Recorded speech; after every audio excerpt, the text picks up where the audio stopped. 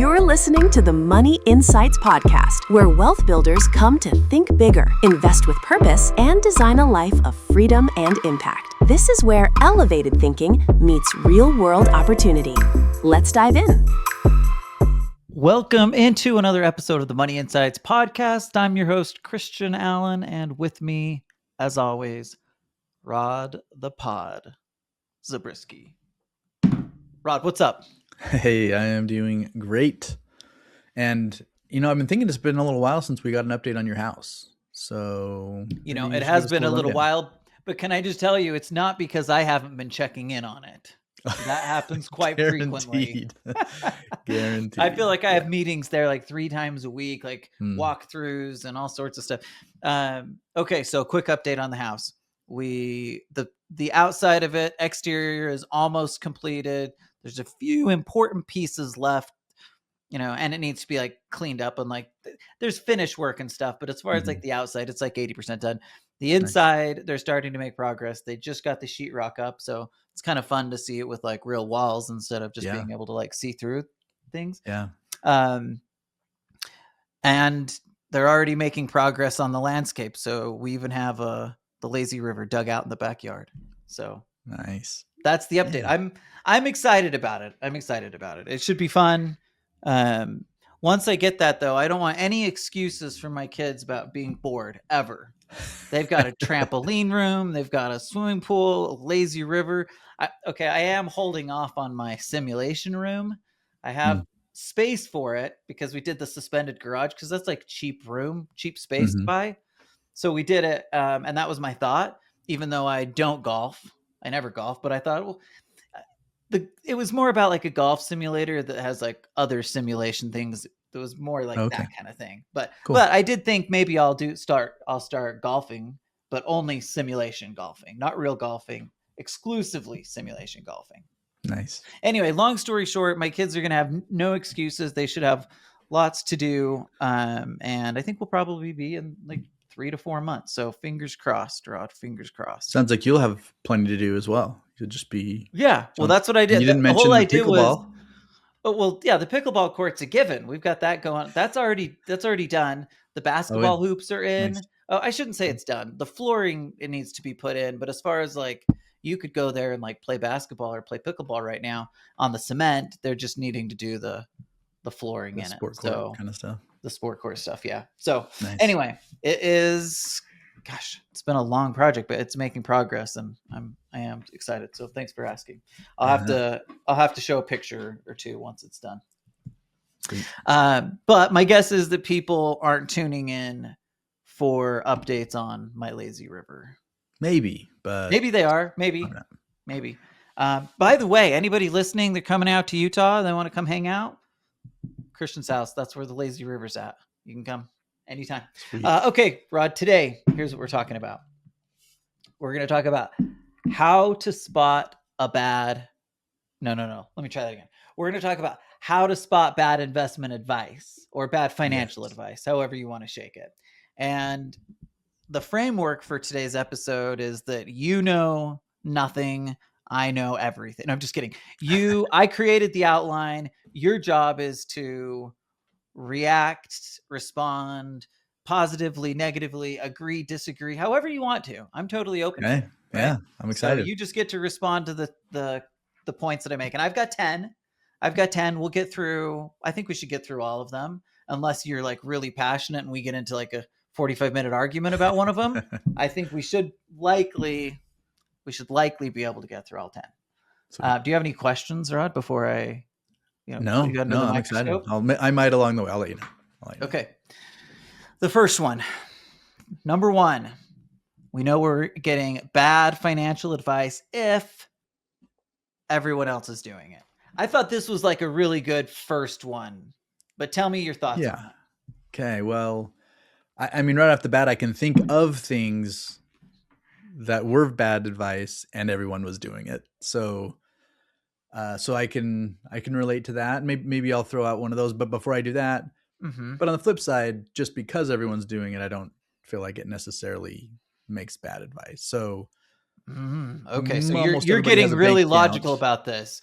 You're Yeah, saying most people just have a bank account. It's like, well, I mean, it seems like a so pretty good idea. Have so a if bank. everybody has a bank account, if everybody jumped off a bridge, would you do it, Rod? See that now? Okay, so now that gets into some of these more specific things because you go back to the 2008 financial crisis and leading up to that, it's like everybody was getting 100% loans with zero down Yeah, and and that was just like decent rates. logical. You just do it. Why wouldn't you? Right. Why Didn't make wouldn't any you? sense not to do anything different, or at least that's the way we thought. Okay. Oh, sorry. Finish your thoughts. I have some pretty strong thoughts on this one too. And I'll say this, that actually was something that as it was happening, I was just thinking to myself, but why? Like not that someone wouldn't want, like everybody would love to have zero down, 100% loan, get into a house, makes it easier, right? Yeah. Yes. 100%. So of course you would want that, but just all of the things as they were developing and I was watching it and it was just seems like anybody could get a loan for whatever they wanted, easy to justify. The lenders were just like stumbling over each other to get to that person to give them the money. And that's what felt weird about it. It just felt really odd. Yeah, I can see your point. So that's just an example of kind of everybody's doing it, and so, but it was a bad idea, right? It was Really bad. It was a bad idea for most people to get in, to finance things at 100%, have zero equity, especially, just relying on the market to drive things. Yeah, and then the Market economic that was factors so hot at the time. Yeah, and the economic factors that pushed it to where, oh, great, so now I got it for 100%, but now my value went down 20%. Yeah, Problematic. Okay, let me tell you my thoughts on it, and I'm pretty passionate about this, Rod. So, okay, my head immediately goes to the lack of financial success for the majority of Americans across the country. We've seen the statistics. We've talked about the statistics. People, like average people, are trying to retire on next to nothing, right? Mm-hmm. So here was my logic. Pretty simple.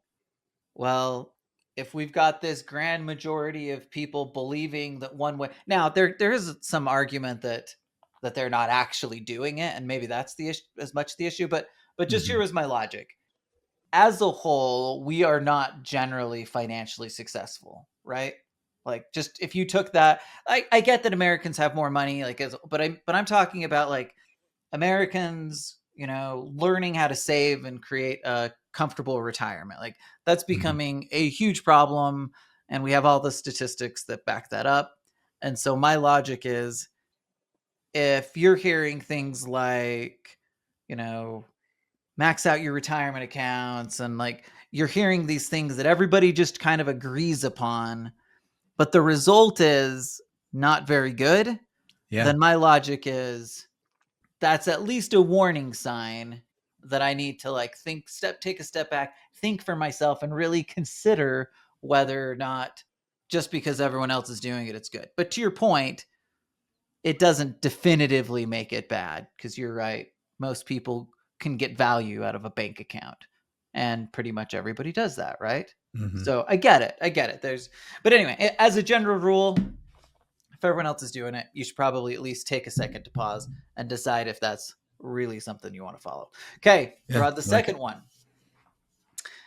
If it sounds like it's something you'd hear at a barbecue, it's probably bad financial advice. So let me give you a little bit more. If it's confidently explained while someone's holding a beer, you should probably just take a pause and question whether that's the kind of financial advice you want to follow. Okay, what do you think? Okay, well, I'm sure anybody listening to this is thinking of experiences where they've had this happen, right? For sure. And then I would also say this, it almost is, so I'll say agreed. And it's almost to the point where the more confidently they speak about it, the worse the advice is likely to be. The less confident you should be that it's, especially if people are challenging them or asking them questions, and they're just like, nope, I don't need your pessimism. I got this. It's just amazing. Yeah. Amazing. Yeah. If you get like these, I keep talking about this, the currency exchange thing, and I can never remember the name of it. That was like the Iraqi currency exchange thing. Yeah. Well, that was like a big was, thing. yeah. And there was some like real hardcore believers, and Yeah. they were kind of like, I don't need your pessimism. You're not going to bring me down. I know that I'm going to triple my money Yeah. in, the next couple months. Anyway. Yeah. And you're going to wish. What'd you say it was called? You're going to wish. Dinar. I think, dinar. Oh, the dinar. It's the yes. Iraqi dinar. That's it. Anyway. So yeah, if it sounds like something you'd hear at a barbecue while someone's drinking a beer, not a good idea. Okay, Rod, number 3. If the explanation starts with just. Okay, let me give you more context. Okay. Just invest in real estate.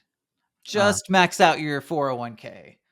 Just use equities. Just do that and you got it. If just the one, like there's one fix all, takes care of everything.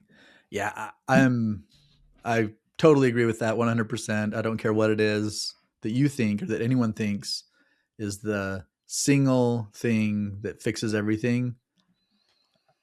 You can't sum up good financial advice in a single sentence. Or with a single asset. Or with a single. But even if you said just invest in real estate and max out your 401ks. Okay. Right? Like you could go further, but the point you're making is still the same, right? Like there's a lot more to it than just doing those things, right? Financial advice, just doing anything. The one that comes to my mind, and I feel like I hear a specific person or two say this, and it's just put your money in Vanguard ETFs, like low cost Vanguard ETFs. That's your solution. Now, I get that they're not actually saying you don't have to do anything else at all. But in my mind, what happens is when it's like, just do this, that becomes the lazy, easy way to do things. Mm-hmm. And most often, always, there's a lot of other things. There's a lot of other optimization you could be doing around it, even if that was your core asset, right? If it was equities or real estate or whatever, like that's still just not enough on its own. And that's why you can't go with the just statements. That's the idea. And I'll tell you this, it's probably very often preceded by if you had just put your money in the low cost Vanguard S&P 500, just throw whatever. your money in crypto. You got this. If you had just put your money in Bitcoin in 2012. Yeah, if you just done that, you'd be financially independent long ago. Speaking of that, Rod, I saw this is just a side note. I saw an email come through from Kevin MD, and one of the headlines was how cryptocurrency is why it's sending people to the ER. So anyway, I just thought it was interesting. So anyway, just investing in crypto is also not the answer. Right. That's all I'm saying. Okay, that brings us to what? Number 4? Number 4. You know it's bad advice if it works great for people who never think about money. In other words, if the plan assumes you don't notice, don't ask questions, and don't care enough to think about it, probably not great financial advice. What's your take, Greg? Certainly red flag. If that's the pitch and they're saying, "Hey, just trust me." Oh boy, that's number 5. You got me. Shoot. You combined them. Oh shoot. Well, this was the number 5 is, and we'll just go with them together. If it's always followed by trust me, then okay. So you can combine them though. So they're like cousins, sisters. Yeah. Yeah. So maybe the first one is the implied, hey, I got you. Yeah. These are the things that are going to happen, but you don't need to worry about the details. Just give me your money and we'll make it good. And the implied thing is you should just, I know what I'm doing. So you should feel good about that. Yeah. Well, okay. So here's what comes to my mind. I think about a lot of the traditional investment advice, financial advice that's out there. It's like, It really is just max out your retirement accounts, buy term insurance, invest in low-cost mutual funds, and retire comfortably at And pay off 65. your Like, house as quick as you can. oh, pay off. Yeah, that's another, like, that kind of thing. Those things happen, and suddenly you're going to be financially free, and everything just works out great.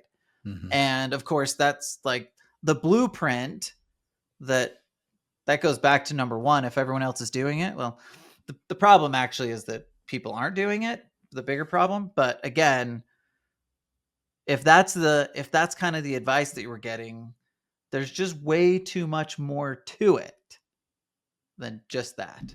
And the point you made earlier in terms of you don't have to think about it. Someone else is going to do the thinking for you. Just accept Yeah, that's my what point. is out there and just go with it. You don't need to even worry about it. It's just going to How happen many for you. times have you heard of people? In fact, I think Brennan was on. He was talking about his dad on the pod just last week, so I can use that example. He gave an example, or was it on the pod? I can't remember. I think it was maybe it was on the On the webinar we webinar? just recently did. Anyway, he gave an example of his dad who makes a really strong income, but he basically, like, he said he makes around $800,000 a year, and when he did his like planning, his gap was massive because he just didn't think about it. He just put money into the 401k and that kind of thing, and then that was it. And that's what I think about a lot of people, and this 100% is the high income community. Not It's not typically our world, because once people move into our space, they're typically more hands-on, and they're taking more like responsibility, accountability for their own stuff and wanting to drive that ship. But when you think about just as a whole, I know that this is like well known inside of the medical community that many or a large percentage of people just do those very basic things, and they try not to think about it. Make a lot of money and make sure I'm, making my payments, paying off a house, putting money in a 401k, and it all will work out. Yeah. And the reality is that working out can mean a lot of things. But if you're expecting like Brennan's dad to replace an $800,000 income by doing that, you're going to find that you're falling way short of that once you get there. You know what I mean? Yep, for sure. So For anyway, sure.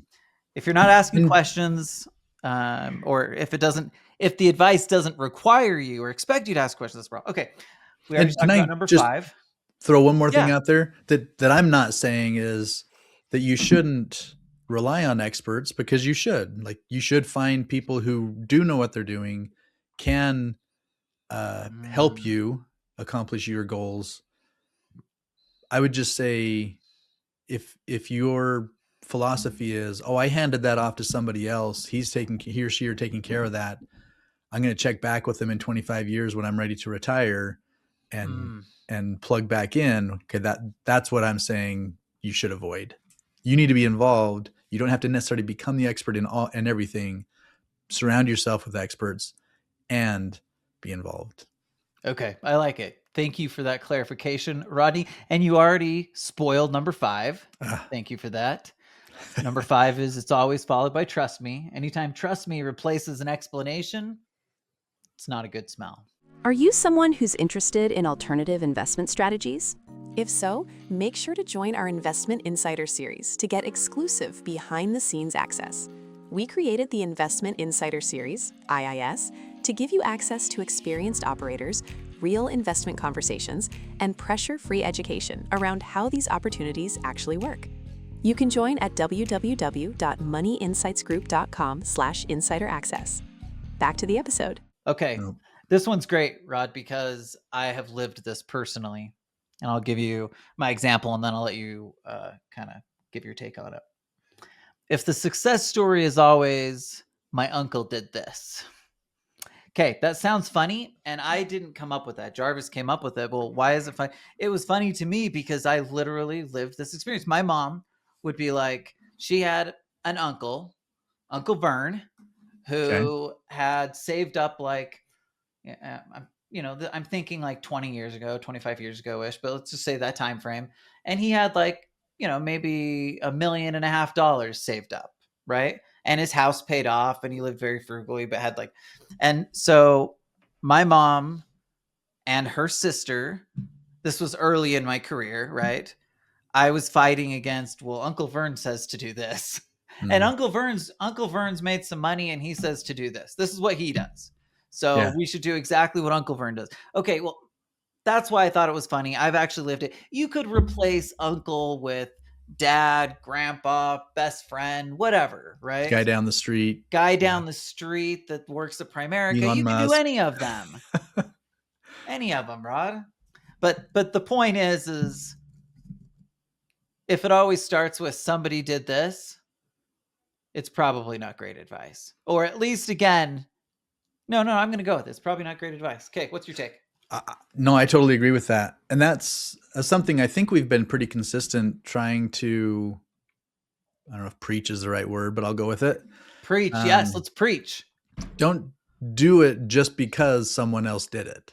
Regardless, because again, Uncle Vern could be an amazing guy making amazing decisions. Absolutely. So should you listen to Uncle Vern? I don't think he was, by the way. But I mean, he was like relatively, but again, it was very relative, right? Like he was a good saver. He basically lived the FIRE movement without ever living like a FIRE lifestyle. He just was very, very frugal, paid off his house like 50 years ago, and just did his thing, right? So like it did work. It got him there.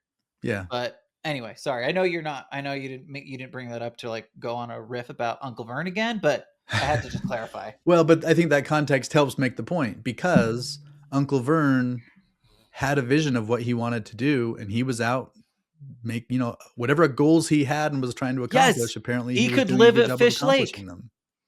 And he could live, man, he'd go spend as much time as he could fishing, and Fish Lake was their go-to. So nice. Uncle Vern was very comfortably able to spend his summers on Fish Lake and catch as many trout as you could possibly eat. Yum. Nice. Coming from a non-fish guy. But if you take that and you say, therefore I should do it. He's successful, therefore I should do it. Okay, well, that's only true if you can do the same things he's done and you have the same goals as, again, we're using Uncle Vern, want but the same things. Whoever that person that's been placed on a pedestal is. But no, the chances are you have different goals. Yeah. Look at your own goals. Look at what you want to accomplish. Learn from Uncle Vern and other people like him where you can. But yeah, I would say if it's just because they did it, therefore I should do it, then I'm out. Yeah. Okay. Good call. Don't do it because any singular other person did it. Okay. Or don't do it because everyone's doing it. That's even worse. Right? Number 7.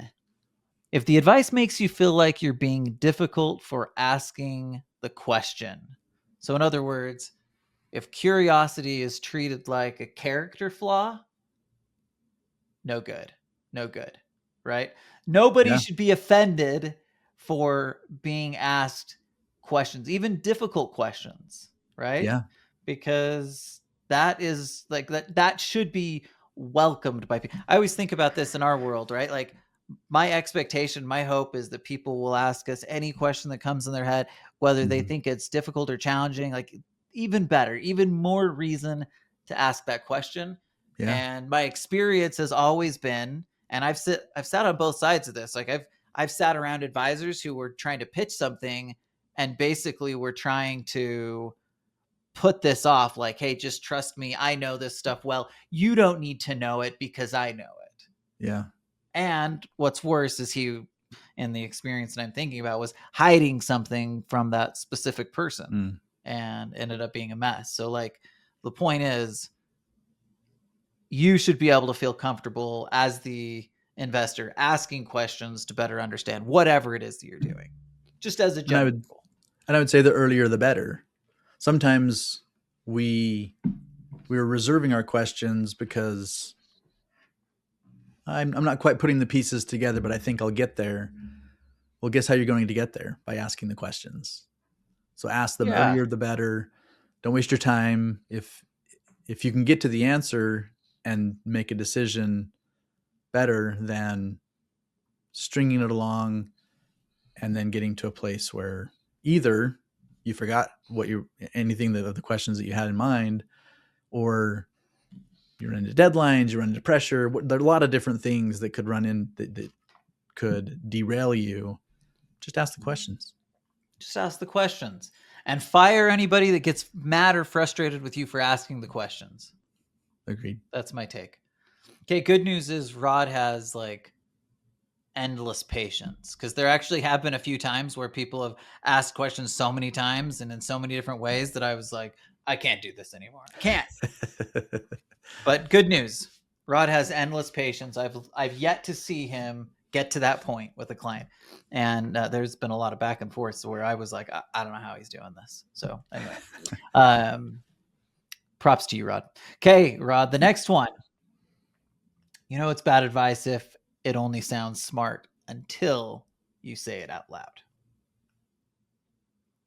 Okay? It only sounds smart until you say it out. So think that through, Rod.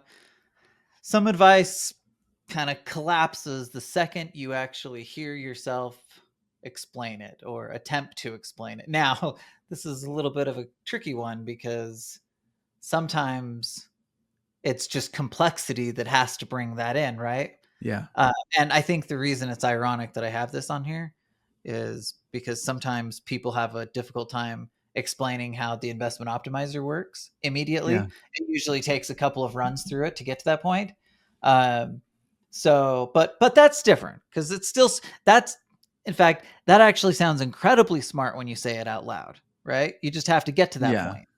But most of the time, if you start saying it, and I don't know if you've ever had this experience, I absolutely have, where I've started to describe something to somebody else that somebody told me about, and I got to a point where I was like, oh, well, that doesn't make sense. And I just didn't hear it the first time. But once I was saying it, suddenly I was like, oh, shoot. It really Well, I have a good example of that.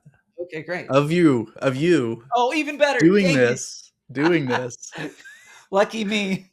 Yeah, because when we started getting into working in the infinite banking world. Oh, yes. And the whole pitch would start with, you won't believe what the banks get away with. Yeah. You put your money with the bank, and do you know what they do with it? They go lend it to somebody else. They're paying you 0.25%, but then they turn around and use that money, lend it to somebody else, and charge them 7%. Not only once.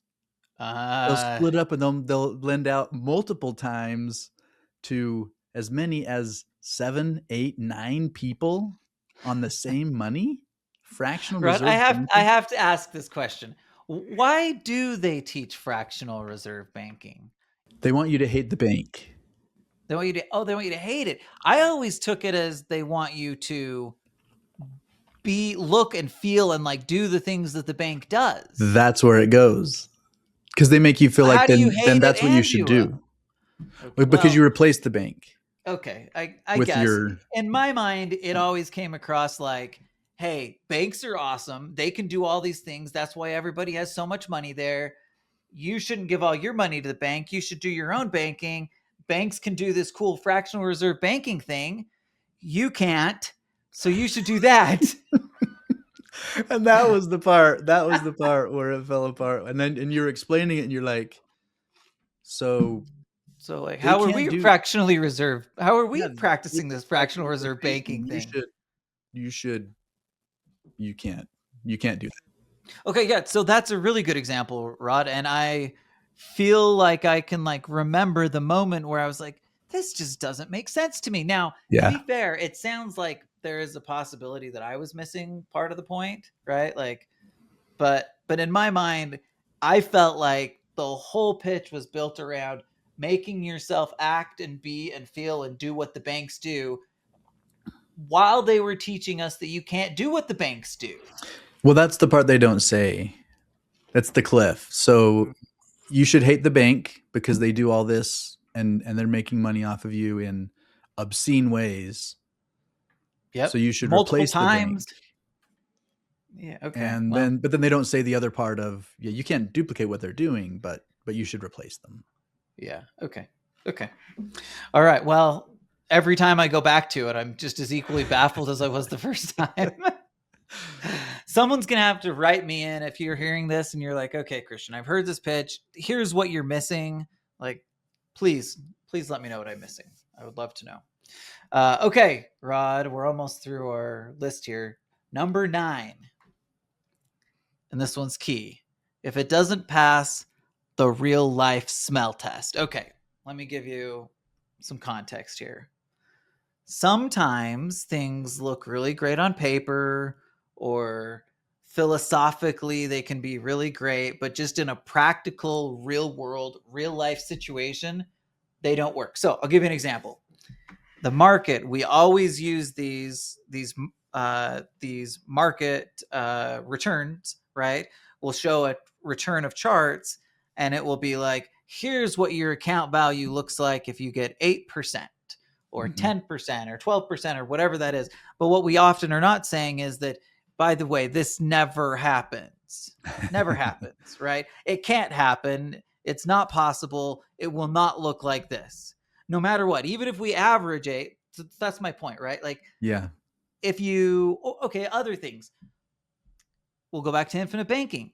Just run you get your paycheck, you immediately put the money into your policy, and then you take it out to pay your bills, and you're like, totally impractical, right? And that's what I'm talking about. So if it doesn't pass, like, hey, I can do this, I can execute it in real life, and it makes sense and it works. If it doesn't pass that smell test, I'm out. What do you think? I mean, of course, the examples you're giving, I totally agree. Okay, but what? I guess, give me something else. So the you're okay with things not passing the smell test, Rod? Well, it just goes back to the complexity part of it. So, for example, one of the reasons why the 8% never happens is because of fees. Okay. Another one is because you have positive years and negative years. Yeah, that's more of what I was thinking of. But yes, both of those things are true. So the expectation, if the person giving me that is building that expectation, and that expectation is not realistic, that's why it doesn't pass the smell test, right? Yeah. But then if I understand those complexities, well, then it could pass the smell test. Yeah.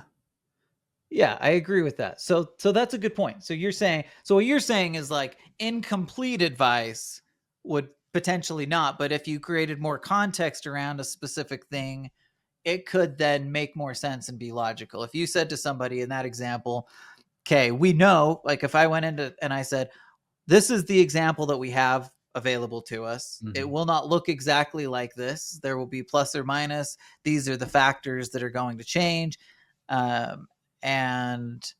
And yet, if we assume we're going to be in the, anyway, like, if you know all the factors, then at that point, I guess I would just say you're right that it could pass the smell test at that point. And that's probably just, that one's one example. I think the bigger thing I was thinking about was, like, practicality, right? Yeah. If it's impractical to, okay, I'll give you another one. Like, what if it's just like a crazy savings rate? Your great advice, just save 62% of every one of your paychecks and you're good. Now, okay, theoretically that's good advice, but it's not practical, right? Yeah. And so anyway, I see your point on the first example I brought up, but Rod, why don't you try to poke holes in my infinite banking running cash through it? So here's the way I would reword it, at least the way I was thinking of it, is if it doesn't pass the smell test, it may not, it's not a go. Don't go. But you don't have to necessarily reject it. Okay. If you can learn more about it. Here's what I would say. Okay, I get where you're coming from. I would still say I am comfortable saying if it doesn't pass the smell test, it's probably bad advice. Because a lot of times when you're seeing the smell test, I talked about the practicality, we talked about the return, but a lot of it just could be like, wait, it doesn't sound right. Something doesn't feel. So that's why I say it's probably bad advice. It's not 100% bad advice, but I would say if like from the get-go, it doesn't like feels shaky, chances are it's not good advice. But there is still a chance, to your point, Rod, where if you had more complete information, it could actually be good. So I secede your point. I agree. Good call. Keep an Okay. open mind, I guess. Yep. Okay. But you're not saying like go smell all the bad smells, right? We don't want to go like, the oh, infinite banking that one example, looks fishy. I'm going to dive into it. yeah, You're the not infinite saying that. banking example, I don't care how deep in the complexity you get, that is just not going to ever be a good idea. Just don't do it. Okay. But at least you know one way or the other if you dive into it. So yeah, but if it's you, always good to get more information. So I think if we're you're rejecting aligned on that one, and then you come across the investment optimizer and you're like, oh no, I already inspected that one and it didn't smell right. Okay, Oh, well, I this see. is Okay, I can different, see your logic. right? Well, and my hope is that the way that we teach people and the logic and the philosophy that we use around it is different enough. Like obviously there's a tool that overlaps. Life Yeah. insurance is the overlap, but our hope is that everything else about it is very different so that you can use it for what it is. And that's the biggest issue with infinite banking. It's like they're trying to use it for what it is and some things that it's not. Yeah. You know? Okay. Yeah. Okay. It's like we know something about infinite banking. We should talk more about that, Rod. We never bring up life insurance and infinite banking. Okay, Rod, we are at number 10, our final one. I think I've changed the episode title a little bit. I think I initially said 10 ways to spot finance. Now I've decided that it's probably bad advice. So somehow we adjusted this, but we're going to keep rolling with it. So Rod, it's probably bad advice if the person giving you the advice is weirdly relaxed about the risks. Yes. Yeah, that's a huge problem. And I would say go into any conversation about financial things expecting risk, looking for it. And that would include, well, people put money into a savings account, put money It's true. under your mattress. Anywhere we put money, there's risk, right? But when we go into investments specifically, the whole idea is that we're trying to invest in something with the hope that it will grow and create more money back for me. But that does mean simultaneously that I'm taking on some amount of risk with it. And so once you get to a place where somebody's pitching you something and they're downplaying risks in a big way, like you can probably look at that. Now, I will say this, there's some places where actually risk is very low, right? So like I would say more accurately is that you want in any situation to be given the proper amount of advice around the risk, right? Yeah. But especially when we get into more volatile type of assets. So the reason I thought of this all of a sudden, now we're back on life insurance. I'm like, okay, well, like I can talk about whole life insurance and I can, it has a guarantee and it has like 200 years of track record. So it's like, I feel pretty confident in it. And so if we're looking at something like that, that's a lot different than, a real estate syndication where things have to go right for the deal in order for everything to work out and be big. So they're just very different. And I think it probably depends on the asset class, but in general, if somebody's casual or overly relaxed about the risks that exist, and by the way, there's risks inside of life insurance. They're just not risks of, not like market risk, for example. There's other types of risk that could exist there. Not very many. I was trying to think of it. I was like, what is the only risk I can really think of is policy lapsing risk, right? Yeah. That's a big, maybe risk of phantom income. Anyway, there's a couple of little risks out there, but that's again, very different than taking on risk from an investment deal. And that's why we don't call life insurance typically investments. We call it more of like a powerful savings vehicle. Over here, we've got investments. What's your take, Rob?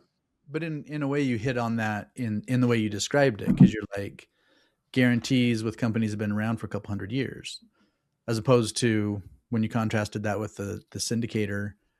Well, how long has the syndicator been around? Probably not 200 years. Are they offering guarantees? No, if they're using that word, that's a problem because they can't. Right. They can't guarantee it.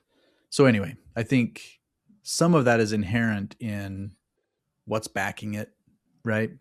Yeah. And so to that point, going into the real estate syndication, these are all the things you should be thinking about as it relates to risk.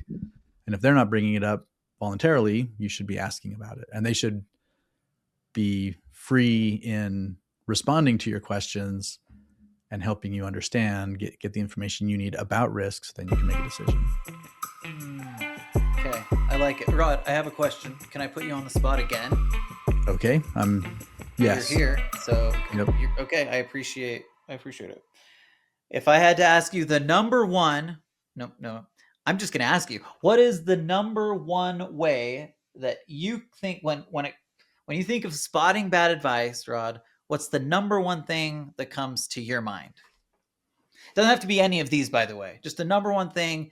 If you're like, hey, you know what, this is probably going to be bad advice. What comes to mind?